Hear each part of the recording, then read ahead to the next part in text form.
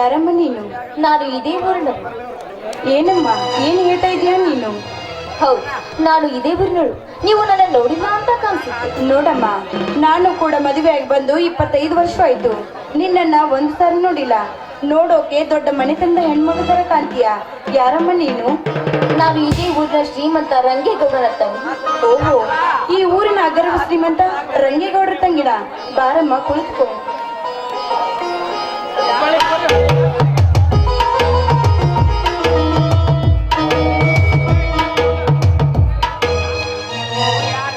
ಪಾರ್ವತಿ, ಇವಳು ಯಾರು ಪಾರ್ವತಿ? ಸ್ವಾಮಿ, ಈ ಊರಿನ ರಂಗೇಗೌಡರ ತಂಗಿ ಅಂತ ಇವಳು. ಹಾ, ಏನಮ್ಮ ನೀನು ಸಾವುಕಾರನ ತಂಗಿಯ? ಹೌದು, ನಾನೇ. ನಮಸ್ಕಾರ. ಹಾ, ನಿನ್ನ ಹೆಸರು ಏನಮ್ಮ? ನನ್ನ ಹೆಸರು ರಂಜಿನಿ ಅಂತ. ಅದಿರ್ಲಮ್ಮ, ಇಷ್ಟು ದಿವಸ ನೀನು ಎಲ್ಲಿರ್ತಾ ಇದ್ದೆ? ನಾನು ಇಷ್ಟು ದಿನ ಸಿಟಿಯಲ್ಲಿದ್ದೆ. ನಾನು ಹಳ್ಳಿಗೆ ಬರುವುದು ತುಂಬಾ ಕಡಿಮೆ. ಹಾ, ಹೇಗೆ ನಡೀತಾ ಇದೆಯಮ್ಮ ನಿನ್ನ ವಿದ್ಯಾಭ್ಯಾಸವನ್ನು? ಫಸ್ಟ್ ರ್ಯಾಂಕ್ ನಲ್ಲಿ ಬರೋದ್ರಲ್ಲಿ ಸಂದೇಹವೇ ಇಲ್ಲ. ನಾನು ಇಡೀ ಕಾಲೇಜ್ಗೆ ಫಸ್ಟ್ ರ್ಯಾಂಕ್, ಸೆಕೆಂಡ್ ರ್ಯಾಂಕ್ ನಿಮ್ಮ ತಮ್ಮ ನಂದೀಶ್. ಹಾಗಾದರೆ ನನ್ನ ತಮ್ಮ ನೀನು ಒಂದೇ ಕ್ಲಾಸ್ನಲ್ಲಿ ಓದ್ತಿದ್ದೀರನಮ್ಮ? ಹೌದು, ಚಿಕ್ಕ ವಯಸ್ಸಿನಿಂದಲೂ ನಾನು ನಿಮ್ಮ ತಮ್ಮ ಒಂದೇ ಕ್ಲಾಸ್ ನಲ್ಲಿ ಓದ್ತಾ ಇದ್ದೀನಿ.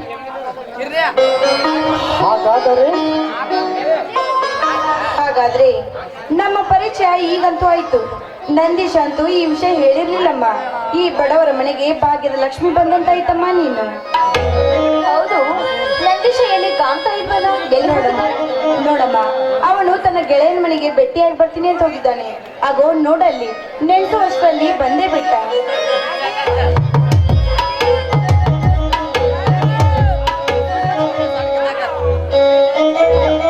ಹಾಯ್ ರಂಜಿನಿ, ಯಾವಾಗ ಬಂದೆ? ಬಂದೆ ನಂದೀಶ. ಅಣ್ಣ, ಇವಳು ನಮ್ಮೂರಿನ ಅಗರ್ಭ ಶ್ರೀಮಂತ ರಂಗೇಗೌಡನ ತಂಗಿ ರಂಜಿನಿ ಅಂತ. ಇವಳು ನಾನು ಒಂದೇ ಕಾಲೇಜಿನಲ್ಲಿ ಓದ್ತೇನೆ. ಅವರಿಗೆ ಇವಳು ಒಬ್ಬಳೇ ತಂಗಿ. ಹೌದಪ್ಪ, ಈಗ ತಾನೇ ಇವಳ ಪರಿಚಯ ಆಯ್ತು.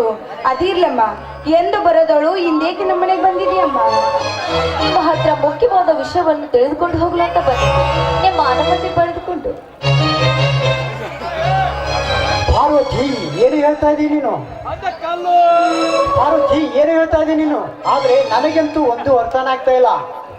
ಅರ್ಥವಾಗುವುದು ನಿಜ ಹೇಳಬೇಕು ಅಂದ್ರೆ, ನಿಮ್ಮ ತಮ್ಮ ನಂದೀಶ ನಾನು ಒಬ್ಬರನ್ನೊಬ್ರು ಪ್ರೀತಿಸ್ತಾ ಇದ್ದೀನಿ. ನಿಮ್ಮ ಅನುಮತಿ ಪಡೆದುಕೊಂಡು ಹೋಗಲು ಬಂದಿದ್ದೇವೆ. ರಂಜನಿ, ಏನು ಮಾತನಾಡ್ತಾ ಇದ್ದೆ ನೀನು? ಸಂದೇಶ, ರಂಜನಿ ಹೇಳುದು ಸರಿಯೇನಪ್ಪ? ಅಣ್ಣ, ರಂಜಿನಿ ಹೇಳೋ ಮಾತು ನಿಜವಿದೆ. ನಾವು ಒಬ್ಬರನ್ನೊಬ್ಬರು ಇಷ್ಟಪಟ್ಟಿದ್ದು ನಿಜ. ನನ್ನನ್ನು ಕ್ಷಮಿಸಿಬಿಡಣ್ಣ. ಪಾರ್ವತಿ, ಹೇಳಿದೇನು ನಿನ್ನ ಮೈದನನ್ನು ಆಡಿದ ಮಾತು. ಆದರೆ ನಾವು ಕಷ್ಟಪಷ್ಟವನ್ನು ಓದಿಸಿದ್ದೀವಿ. ಆದರೆ ಇವನು ಕಷ್ಟಪಟ್ಟು ಪ್ರೀತಿ ಮಾಡ್ತಾ ಇದ್ದೇನಂತೆ ಪಾರ್ವತಿ. ಆದರೆ ನಾವು ಏನು ಮಾಡುದು ಪಾರ್ವತಿ, ಏನು ಮಾಡುದು? ನಾನು ಕೂಡ ಓದಬೇಕಂದರೆ ನನಗೂ ಕೂಡ ಆಗಲಿಲ್ಲ. ಆದರೆ ಇವನಾಗಲಿ ಓದಲಿ ಅಂತೇಳಿ ರಾತ್ರಿ ಆಗಲಿ ದುಡಿದು ಓದಿಗೆ ಎತ್ತುಗಳನ್ನು ಮರೆದಿವಿ. ಆದರೆ ಇವನು ಪ್ರೀತಿ ಬಗ್ಗೆ ಬಹಳ ತುಂಬ ಓದಿದ್ದಾನೆ ಪಾರ್ವತಿ. ನನ್ನ ಎರಡನೇ ತಮ್ಮ ಪಟ್ಟಣದಲ್ಲಿ ಓದಿ ದೊಡ್ಡ ವಿದ್ಯಾವಂತನಾಗಿ ಈ ಬಡತನದೊಂದು ಕತ್ತಲವನ್ನು ಆಡಿಸಿಕೊಂಡು ಮನೆಯನ್ನು ಬೆಳದಂಗಳವನಾಯಿತು. ಒಂದು ಪರ್ವತದಷ್ಟು ಆಸೆಯನ್ನು ಇಟ್ಟುಕೊಂಡಿದ್ದೆ. ಆದರೆ ಇವತ್ತು ಹಾವಿಗೆ ಹಾಲವನ್ನು ಎರೆದಂತೆ ಮಾಡಿಬಿಟ್ಟ ಪಾರ್ವತಿ. ಹಾವಿಗೆ ಹಾಲವನ್ನು ಎರೆದಂತೆ ಮಾಡಿಬಿಟ್ಟ. ಸುಮ್ಮನೆ ಅವರನ್ನೇಕೆ ಬೈತೀರಾ? ಎಲ್ಲ ತಪ್ಪು ನನ್ನದೇ. ನಾನಾಗ್ಲೇ ಇವರನ್ನು ಪ್ರೀತಿಸಿದ್ದು, ಅವರಾಗ್ಲೇ ನನ್ನ ಯಾವತ್ತೂ ಪ್ರೀತಿಸಿಲ್ಲ. ನೋಡಿ, ಅವರನ್ನೇಕೆ ಬೈತೀರಾ? ಎಲ್ಲವೂ ನನ್ನದೇ ತಪ್ಪಿದೆ. ಏನಮ್ಮ, ಯಾಕಮ್ಮ ಇಂಥ ನಿರ್ಧಾರ ತೆಗೆದುಕೊಂಡಿದ್ಯಾ? ನೋಡಮ್ಮ, ನೀವು ಪ್ರೀತಿ ಮಾಡಿದ್ದು ತಪ್ಪಲ್ಲ. ಅದು ಅಲ್ಲದೆ ನೀವು ಈ ಊರಿಗೆ ಅಗರ್ಭ ಶ್ರೀಮಂತರು, ನಾವು ಕಡು ಬಡವರು. ನೋಡಮ್ಮ, ದಯವಿಟ್ಟು ನನ್ನ ಮೈದುನನ್ನ ಮರೆತು ನಿನ್ನ ಮುಂದಿನ ಜೀವನ ನೋಡಿಕೊಳ್ಳಮ್ಮ. ಅದು ಅಲ್ಲದೆ ನಿಮ್ಮ ಅಂತಸ್ತಿಗೆ ನಾವು ಯಾವ ಲೆಕ್ಕ?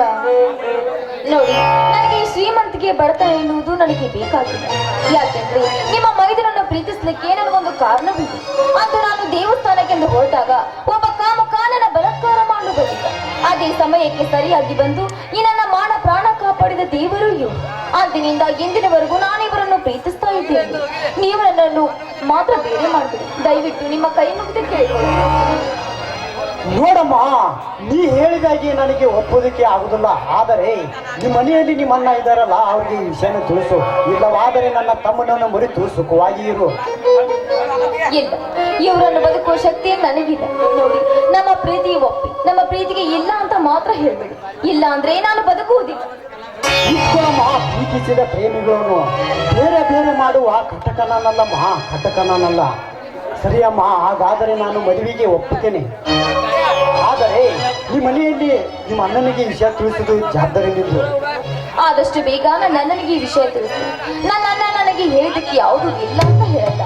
ನಾನೇನು ಬರುತ್ತೇನೆ. ಅಣ್ಣ, ನೀನು ಅಣ್ಣನ ಅಷ್ಟೇ ಅಲ್ಲ, ನನ್ನ ಪಾಲಿನ ದೇವರು. ನಾನು ಎಂತ ದೊಡ್ಡ ತಪ್ಪು ಮಾಡಿದರೆ ಅದನ್ನು ಚಿಕ್ಕ ವಿಷಯವನ್ನಾಗಿ ಮಾತನಾಡುತ್ತೇಲಣ್ಣ. ನೀನು ನಿಜವಾಗ್ಲೂ ಅಣ್ಣನ ಅಷ್ಟೇ ಅಲ್ಲನ, ನನ್ನ ಪಾಲಿನ ದೇವರು.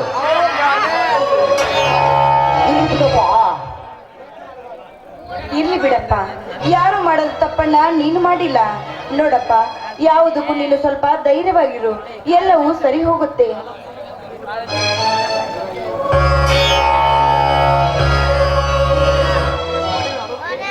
ಹೇ ದೇವಾ, ಯಮ್ನೂರಪ್ಪ, ಏನಪ್ಪ ನಿನ್ನ ಲೀಲೆ? ನಾನು ಯಾವ ತಪ್ಪು ಮಾಡಿದ್ದೇನಂತ ನನ್ನ ಆಸೆಯನ್ನು ನೀರಿಲ್ಲ ದೇವಾ, ನನ್ನ ಆಸೆಯನ್ನು ನೀರಿಲ್ಲ. ಯಾಕೆ ದೇವಾ, ನನ್ನ ಈಜಲಕ್ಕೆಯನ್ನು ಬರಬಾರ್ದ ಸಮುದ್ರದಲ್ಲಿ ನನ್ನ ನೂಕುತಿಯಲ್ಲ ದೇವಾ. ಯಾಕೆ ದೇವಾ, ಒಂದು ಕಡೆ ನನ್ನ ತಮ್ಮನನ್ನು ನೋಡಬೇಕು, ಒಂದು ಕಡೆ ಆ ಹೆಣ್ಣು ಮಗಳನ್ನು ನೋಡಬೇಕು. ಅವ್ರಿಬ್ಬರಿಗೆ ಒಂದೇ ದಾರಿ ತೋರಿಸ್ಬೇಕಂದರೆ ನಿನ್ನ ಕೈಯಲ್ಲಿದೆ ದೇವಾ, ನಿನ್ನ ಕೈಯಲ್ಲಿ ಇದೆ.